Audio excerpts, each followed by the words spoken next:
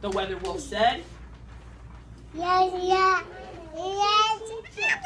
So he huffed and he puffed and he shook his head.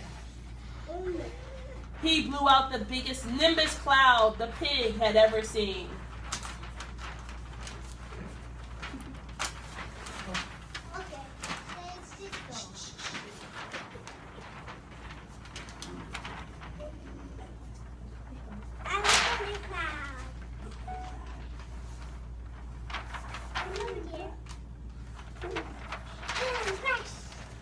Oh, soon the house destroyer flew away.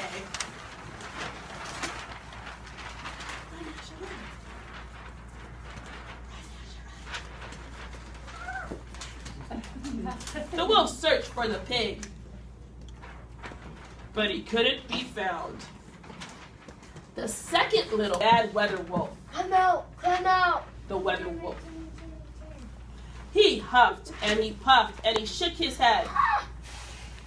He blew out the biggest tornado the pig had ever seen.